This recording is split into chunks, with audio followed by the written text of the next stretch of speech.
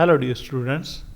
ਇਸ ਵੀਡੀਓ ਦੇ ਵਿੱਚ ਅਸੀਂ class 10th subject mathematics book NCERT ਤੇ ਚੈਪਟਰ 12 ਨੂੰ ਸਟਾਰਟ ਕਰਨ ਜਾ ਰਹੇ ਹਾਂ। ਇਸ ਚੈਪਟਰ ਨੂੰ ਕਰਨ ਦੇ ਲਈ ਜੋ ਪ੍ਰੀਅਰ ਨੌਲੇਜ ਹੈ ਤੁਹਾਨੂੰ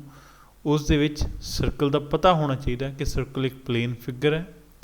ਇਸ ਤੋਂ ਨੈਕਸਟ ਤੁਹਾਨੂੰ ਪਤਾ ਹੋਣਾ ਚਾਹੀਦਾ ਹੈ ਏਰੀਆ ਕੀ ਹੁੰਦਾ ਹੈ ਸਰਕਲ ਦਾ ਐਂਡ ਪੈਰੀਮੀਟਰ ਕੀ ਹੁੰਦਾ ਹੈ। ਇਹ ਦੋ ਕਨਸੈਪਟਸ ਨੂੰ ਰਿਵਾਈਜ਼ ਕਰਨ ਦੇ ਲਈ ਤੁਹਾਡੀ ਬੁੱਕ ਦੇ ਪੇਜ ਨੰਬਰ 224 ਦੇ ਉੱਪਰ ਇਹ ਕਨਸੈਪਟ ਦੁਬਾਰਾ ਦਿੱਤੇ ਗਏ ਹਨ। Perimeter and area of a circle ਔਰ ਰਿਵਿਊ। ਸੋ ਪੈਰੀਮੀਟਰ ਸਭ ਤੋਂ ਪਹਿਲਾਂ ਤਾਂ ਹੁੰਦਾ ਕੀ ਹੈ, ਜਿਵੇਂ ਇੱਥੇ ਰੈੱਡ ਕਲਰ ਦਾ ਤੁਸੀਂ ਸਰਕਲ ਦੇਖ ਰਹੇ ਹੋ, ਜੋ ਇਹ ਬਲੂ ਪੁਆਇੰਟ ਹੈ, ਸਪੋਜ਼ ਕਰੋ ਅਸੀਂ ਇੱਥੇ ਖੜੇ ਹਾਂ ਅਤੇ ਇਸ ਲਾਈਨ ਦੇ ਉੱਪਰ ਚੱਲਣਾ ਸਟਾਰਟ ਕਰਦੇ ਹਾਂ। ਜਦੋਂ ਇੱਕ ਕੰਪਲੀਟ ਰੈਵੋਲੂਸ਼ਨ ਦੇ ਉੱਪਰ ਕਰਕੇ ਇਸ ਲਾਈਨ ਦੇ ਉੱਪਰ ਅਸੀਂ ਵਾਪਸ ਇਸੇ ਪੁਆਇੰਟ ਦੇ ਉੱਪਰ ਆ ਜਾਵਾਂਗੇ ਤਾਂ ਜਿੰਨਾ ਡਿਸਟੈਂਸ ਅਸੀਂ ਇਸ ਇੱਕ ਰੈਵੋਲੂਸ਼ਨ ਦੇ ਵਿੱਚ ਕੰਪਲੀਟ ਕੀਤਾ that will be the perimeter of this circle. In other words ਅਸੀਂ ਕਹਿ ਸਕਦੇ ਹਾਂ ਕਿ ਜੋ ਰੈੱਡ ਕਲਰ ਦੀ ਲਾਈਨ ਹੈ ਇਹਦਾ ਜੋ ਡਿਸਟੈਂਸ ਹੈ ਜਾਂ ਇਸ ਦੀ ਲੈਂਥ ਹੈ that will be the perimeter of this circle. Perimeter ਦੇ ਲਈ ਇੱਕ ਹੋਰ ਟਰਮ ਵਰਤੀ ਜਾਂਦੀ ਹੈ in the case of circle that is circumference. So perimeter ਕਿਸੇ ਵੀ ਸਰਕਲ ਦਾ ਹੈ ਉਸਨੂੰ ਅਸੀਂ ਸਰਕਮਫਰੈਂਸ ਵੀ ਕਹਿ ਸਕਦੇ ਹਾਂ। ਹੁਣ ਇੱਕ ਤੁਸੀਂ ਪਾਏ ਜੋ ਹੈ ਉਹ ਮੈਥਮੈਟਿਕਸ ਦੇ ਵਿੱਚ ਆਮ ਹੀ ਸੁਣਿਆ ਹੋਏਗਾ ਪਾਏ। ਸੋ ਪਾਏ ਕੀ ਚੀਜ਼ ਹੈ? ਕੋਈ ਵੀ ਸਰਕਲ ਹੋਵੇ ਚਾਹੇ ਉਹ ਛੋਟਾ ਹੋਵੇ ਚਾਹੇ ਉਹ ਵੱਡਾ ਹੋਵੇ, ਉਸ ਦੇ ਸਰਕਮਫਰੈਂਸ ਦੇ ਨਾਲ ਉਸਦੇ ਜਦੋਂ ਡਾਇਆਮੀਟਰ ਨੂੰ ਅਸੀਂ ਡਿਵਾਈਡ ਕਰਦੇ ਹਾਂ ਉਹ ਕੀ ਆਉਂਦਾ, ਹਮੇਸ਼ਾ ਜੋ ਵੈਲਿਊ ਆਏਗੀ ਸਾਡੇ ਕੋਲ ਉਹ ਕੀ ਆਏਗੀ, ਪਾਏ ਆਏਗੀ। ਪਾਏ ਇੱਕ ਕੌਂਸਟੈਂਟ ਹੈ। ਸੋ ਕਹਿਣ ਤੋਂ ਕੀ ਭਾਵ ਆ, ਕੋਈ ਵੀ ਸਰਕਲ ਹੋਵੇ ਚਾਹੇ ਜਿੰਨਾ ਮਰਜ਼ੀ ਵੱਡਾ ਹੋਵੇ ਚਾਹੇ ਜਿੰਨਾ ਮਰਜ਼ੀ ਛੋਟਾ ਹੋਵੇ, ਜੇ ਉਸਦੇ ਸਰਕਮਫਰੈਂਸ ਨੂੰ ਉਸਦੇ ਡਾਇਆਮੀਟਰ ਦੇ ਨਾਲ ਅਸੀਂ ਡਿਵਾਈਡ ਕਰਦੇ ਹਾਂ ਤਾਂ ਹਮੇਸ਼ਾ ਸਾਡੇ ਕੋਲ ਇੱਕ ਹੀ ਆਨਸਰ ਆਉਂਦਾ ਹੈ ਦੈਟ ਇਜ਼ ਇੱਕ ਕੌਂਸਟੈਂਟ। ਉਹ ਕੀ ਹੈ, ਪਾਏ ਹੁੰਦਾ ਹੈ। ਸੋ ਇਸ ਤੋਂ ਅਸੀਂ ਕੀ ਫਰਦਰ ਡਿਡਿਊਸ ਕਰ ਸਕਦੇ ਹਾਂ ਕਿ ਸਰਕਮਫਰੈਂਸ ਜਿਵੇਂ ਇੱਕ ਇਕੁਏਸ਼ਨ ਬਣੀ ਹੈ, ਡਾਇਆਮੀਟਰ ਦੇ ਡਿਵਾਈਡ ਹੋ ਰਿਹਾ ਹੈ, ਡਾਇਆਮੀਟਰ ਦੂਸਰੀ ਸਾਈਡ ਦੇ ਉੱਪਰ ਜਾ ਕੇ ਕੀ ਹੋ ਜਾਏਗਾ, ਮਲਟੀਪਲਾਈ। ਸੋ ਸਰਕਮਫਰੈਂਸ ਨੂੰ ਅਸੀਂ ਲੈਫਟ ਹੈਂਡ ਸਾਈਡ ਦੇ ਉੱਪਰ ਹੀ ਰਹਿਣ ਦਿੱਤਾ ਇਜ਼ ਇਕੁਅਲ ਟੂ ਪਾਏ ਮਲਟੀਪਲਾਈ ਡਾਇਆਮੀਟਰ। ਹੁਣ ਡਾਇਆਮੀਟਰ ਕੀ ਹੁੰਦਾ ਹੈ, ਇਹ ਸੈਂਟਰ ਹੈ, ਇੱਧਰ ਇੱਕ ਰੇਡੀਅਸ ਹੈ, ਇੱਕ ਰੇਡੀਅਸ ਇੱਧਰ ਹੈ। ਸੋ ਇਹ ਕੰਪਲੀਟ ਕੀ ਬਣਾਉਂਦਾ, ਡਾਇਆਮੀਟਰ। ਸੋ ਡਾਇਆਮੀਟਰ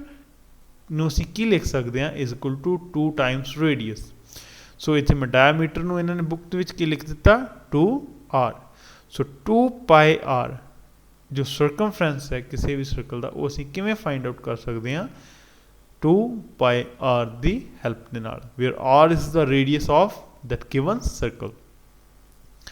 ਸੋ ਇਹ ਸੀ ਜੋ ਫਾਰਮੂਲਾ ਹੈ ਸਰਕਮਫਰੈਂਸ ਆਫ ਅ ਸਰਕਲ ਜਾਂ ਪੈਰੀਮੀਟਰ ਆਫ ਅ ਸਰਕਲ, ਉਸ ਨੂੰ ਅਸੀਂ ਇੱਥੇ ਦੇਖਿਆ ਵੀ ਇਹ ਕਿਵੇਂ ਬਣਿਆ। ਫਰਦਰ ਜੋ ਇੰਡੀਆ ਦੇ ਗ੍ਰੇਟ ਮੈਥਮੈਟੀਸ਼ੀਅਨ ਸਨ ਆਰਿਆਭੱਟਾ, ਉਹਨਾਂ ਨੇ ਇਨ ਕਾਮਨ ਏਰਾ 476 to 550 ਦੇ ਵਿੱਚ ਜੋ ਪਾਏ ਹੈ ਉਸਦੀ ਇੱਕ ਅਪਰੋਕਸੀਮੇਟ ਵੈਲਿਊ ਦਿੱਤੀ। ਉਹ ਕੀ ਹੈ, 62832 over 20000। So which is nearly equal to 3.1416. From class 9 ਤੁਹਾਨੂੰ ਇਹ ਵੀ ਪਤਾ ਹੈ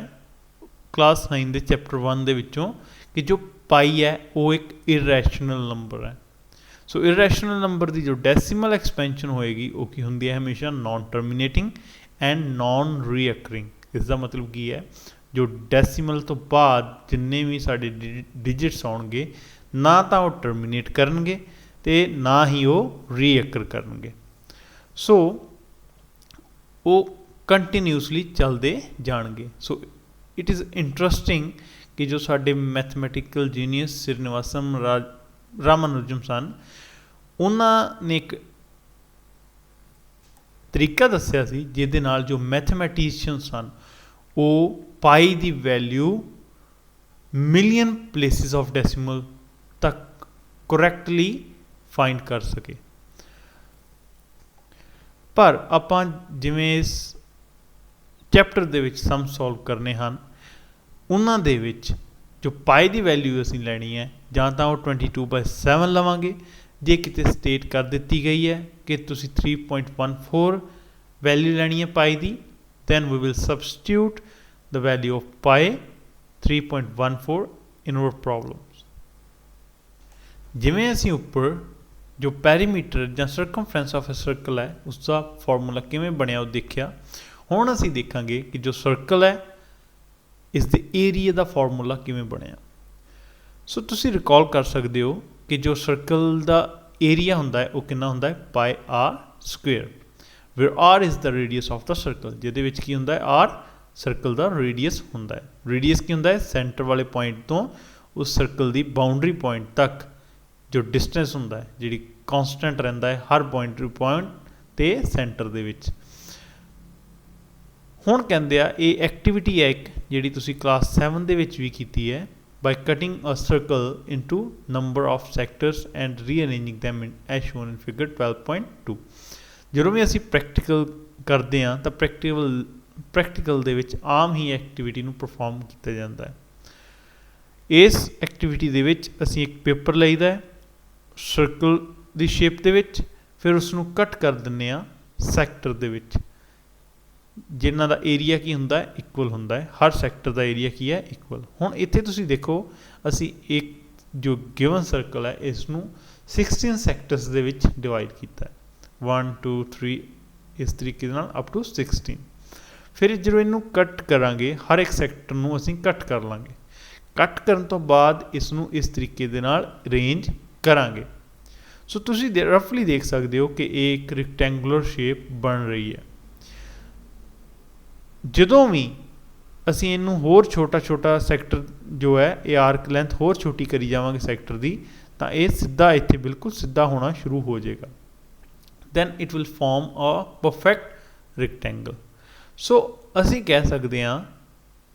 ਕਿ ਜੋ ਇਸ rectangle ਦਾ ਏਰੀਆ ਆਏਗਾ that will be the area of this circle ਕਿਉਂਕਿ ਸਾਰਾ ਜੋ ਏਰੀਆ ਸਰਕਲ ਦਾ ਹੈ ਉਸ ਨੂੰ ਹੀ ਕੱਟ ਕਰਕੇ ਅਸੀਂ ਅਰੇਂਜ ਇਸ rectangle ਦੀ ਸ਼ੇਪ ਦੇ ਵਿੱਚ ਕੀਤਾ ਹੋਇਆ ਹੈ ਸੋ ਹੁਣ ਤੁਸੀਂ ਦੇਖੋ ਕਿ ਜੋ ਇਸ ਦੀਆਂ ਦੋ ਸਾਈਡਸ ਹਨ rectangle ਦਾ ਏਰੀਆ ਤੁਹਾਨੂੰ ਪਤਾ ਕੀ ਹੁੰਦਾ ਹੈ ਲੈਂਥ ਮਲਟੀਪਲਾਈ ਬ੍ਰੈਡਥ ਜੇ ਕਿਸੇ ਵੀ ਰੈਕਟੈਂਗਲ ਦਾ ਅਸੀਂ ਏਰੀਆ ਫਾਈਂਡ ਕਰਨਾ ਹੈ ਤਾਂ ਉਹ ਕਿਵੇਂ ਫਾਈਂਡ ਕਰ ਸਕਦੇ ਹਾਂ ਲੈਂਥ ਮਲਟੀਪਲਾਈ ਬ੍ਰੈਡਥ ਨਾਲ ਹੁਣ ਇੱਥੇ ਜੋ ਇਹ ਰੈਕਟੈਂਗਲ ਬਣਿਆ ਇਹਦੀ ਲੈਂਥ ਕੀ ਹੈ ਤੇ ਬ੍ਰੈਡਥ ਕੀ ਹੈ ਲੈਂਥ ਜਿਵੇਂ ਤੁਸੀਂ ਦੇਖ ਸਕਦੇ ਹੋ ਇਹ ਵਾਲੀ ਲੈਂਥ ਹੈ ਐਂਡ ਜੋ ਇਹ ਵਾਲੀ ਸਾਈਡ ਹੈ ਇਹ ਬ੍ਰੈਡਥ ਹੈ ਹੁਣ ਜੋ ਇਹ ਬ੍ਰੈਡਥ ਹੈ ਇਹ ਤਾਂ ਕਲੀਅਰ ਹੈ ਕਿ ਸੈਕਟਰ ਦੇ ਵਿੱਚ ਤੁਸੀਂ ਦੇਖ ਸਕਦੇ ਹੋ ਇਹ ਰੇਡੀਅਸ ਦੀ ਬਣੀ ਹੈ ਸੋ ਬ੍ਰੈਡਥ ਵਿਲ ਬੀ ਆਰ ਜੋ ਰੇਡੀਅਸ ਹੋਏਗਾ ਸਰਕਲ ਦਾ ਉਹਦੇ ਇਕੁਅਲ ਆ ਗਈ ਸਾਡੇ ਕੋਲ ਜੋ ਬ੍ਰੈਡਥ ਸੀ ਹੁਣ ਇਹ ਵਾਲੀ ਲੈਂਥ ਦੀ ਗੱਲ ਆਪਾਂ ਜੇ ਕਰੀਏ ਇੱਥੇ ਹੁਣ ਦੇਖੋ ਇਹ ਵਾਲਾ ਪੋਰਸ਼ਨ ਸਪੋਜ਼ ਕਰ ਲਓ 1 ਦੇ ਸੈਕਟਰ ਹੈ ਜੋ ਉਸ ਦੀ ਆਰਕ ਹੈ ਇਹ ਵਾਲਾ ਪੋਰਸ਼ਨ ਹੋ ਗਿਆ ਹੈ ਇੱਥੋਂ ਲੈ ਕੇ ਇੱਥੋਂ ਤੱਕ ਦਾ ਪੋਰਸ਼ਨ ਹੋ ਗਿਆ ਫਰਦਰ ਜੋ ਇਹ 2 ਹੈ ਇਸ ਨੂੰ ਜੇ ਅਸੀਂ ਛੱਡ ਦਈਏ ਫਿਰ 3 ਵਾਲਾ ਕੀ ਪੋਰਸ਼ਨ ਹੈ ਇਹ ਵਾਲਾ ਪੋਰਸ਼ਨ ਹੈ 4 ਕੀ ਛੱਡ ਦਿੱਤਾ ਫਿਰ ਨੀਚੇ 5th ਕੀ ਹੈ ਇਹ ਵਾਲਾ ਲੈਂਥ ਹੈ 6th ਛੱਡਤੀ 7th ਇਹ ਵਾਲੀ ਲੈਂਥ ਹੈ ਸੋ ਇੱਕ ਸਾਈਡ ਕੀ ਹੈ ਹਾਫ ਹੋਏਗੀ ਇਸ ਪੂਰੇ ਸਰਕਮਫਰੈਂਸ ਦੀ ਸੋ ਜੋ ਲੈਂਥ ਆਏਗੀ that will be half of the perimeter of the circle so length ਨੂੰ ਅਸੀਂ ਕੀ ਸਪੋਜ਼ ਕਰ ਸਕਦੇ ਹਾਂ ਹਾਫ ਆਫ ਪੈਰੀਮੀਟਰ ਹੁਣ ਇੱਥੇ ਦੇਖੋ 1/2 ਹਾਫ ਹੋ ਗਿਆ ਪੈਰੀਮੀਟਰ ਦਾ ਫਾਰਮੂਲਾ ਅਸੀਂ ਦੇਖਿਆ ਸੀ 2πr ਜਦੋਂ r ਕੀ ਹੋਏਗਾ ਰੇਡੀਅਸ ਸੋ 2 ਦੇ ਨਾਲ 2 ਕੈਂਸਲ ਸੋ ਸਾਡੇ ਕੋਲ ਲੈਂਥ ਕਿੰਨੀ ਆ ਗਈ πr ਹੁਣ ਦੇਖੋ ਲੈਂਥ ਆ ਗਈ ਸਾਡੇ ਕੋਲ πr ਤੇ ਜੋ ਇਹਦੀ ਬ੍ਰੈਡਥ ਸੀ ਉਹ ਆ ਗਈ r ਹੁਣ ਜੋ ਲੈਂਥ ਮਲਟੀਪਲਾਈ ਬ੍ਰੈਡਥ ਦੇ ਨਾਲ ਸਾਡੇ ਕੋਲ ਇਸ ਐਂਗਲ ਦਾ ਏਰੀਆ ਆਉਣਾ ਸੀ ਉਹ ਕੀ ਹੋਏਗਾ ਲੈਂਥ ਮਲਟੀਪਲਾਈ ਬ੍ਰੈਡਥ r ਜਦੋਂ r ਦੇ ਨਾਲ ਮਲਟੀਪਲਾਈ ਹੋਏਗਾ that will become r square so this will become pi r square ਇਸ rectangle ਦਾ ਜੋ ਏਰੀਆ ਆਇਆ that is pi r square so ਇਸ triangle ਦੇ ਵਿੱਚ ਜਿੰਨਾ ਵੀ portion C area C that area is equal to the area of the given circle so area of ਇਸ ਜੋ ਇਸ ਸਰਕਲ ਹੈ ਇਸ ਦਾ ਕੀ ਆਏਗਾ ਫਾਰਮੂਲਾ ਸਾਡੇ ਕੋਲ ਪਾਏ ਆਰ ਸਕੁਏਅਰ। ਸੋ ਜਿਵੇਂ ਪਹਿਲਾਂ ਅਸੀਂ ਦੇਖਿਆ ਸੀ ਕਿ ਪੈਰੀਮੀਟਰ ਦਾ ਏਰੀਆ ਸਰਕਲ ਦਾ ਕਿਵੇਂ ਬਣਿਆ ਸੀ, ਉਵੇਂ ਹੀ ਹੁਣ ਅਸੀਂ ਦੇਖਿਆ ਕਿ ਜੋ ਏਰੀਆ ਦਾ ਫਾਰਮੂਲਾ ਹੈ ਉਹ ਕਿਵੇਂ ਬਣਿਆ ਹੈ। ਪਹਿਲੇ 'ਚ ਅਸੀਂ ਦੇਖਿਆ ਸੀ ਪੈਰੀਮੀਟਰ ਦਾ ਫਾਰਮੂਲਾ, ਹੁਣ ਅਸੀਂ ਦੇਖਿਆ ਹੈ ਏਰੀਆ ਦਾ ਫਾਰਮੂਲਾ ਕਿਵੇਂ ਬਣਿਆ। ਹੁਣ ਤੁਸੀਂ ਇਹ ਦੋ ਫਾਰਮੂਲਾਸ ਨੂੰ ਯਾਦ ਰੱਖਣਾ ਹੈ ਕਿ ਜੋ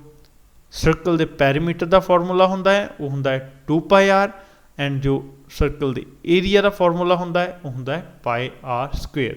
ਜੇ ਤੁਸੀਂ ਇਹ ਦੋ ਫਾਰਮੂਲਾਸ ਯਾਦ ਰੱਖੋਗੇ ਦੈਨ ਲੌਜਿਕ ਸਪਲਾਈ ਕਰਕੇ ਤੁਸੀਂ ਇਸ ਚੈਪਟਰ ਦੇ ਸਾਰੇ ਸਮਸ ਈਜ਼ੀਲੀ ਸੋਲਵ ਕਰ ਸਕਦੇ ਹੋ। ਹੁਣ ਜੋ ਨੈਕਸਟ ਸਮਸ ਹਨ ਉਹਨਾਂ ਦੇ ਵਿੱਚ ਅਸੀਂ ਐਕਸਰਸਾਈਜ਼ 12.1 ਦੇ ਜੋ ਨੈਕਸਟ ਵੀਡੀਓਜ਼ ਹਨ ਉਹਨਾਂ ਦੇ ਵਿੱਚ ਅਸੀਂ ਐਕਸਰਸਾਈਜ਼ 12.1 ਦੇ 1 by 1 करके जो सम्स हैं वो सॉल्व करांगे। थैंक्स।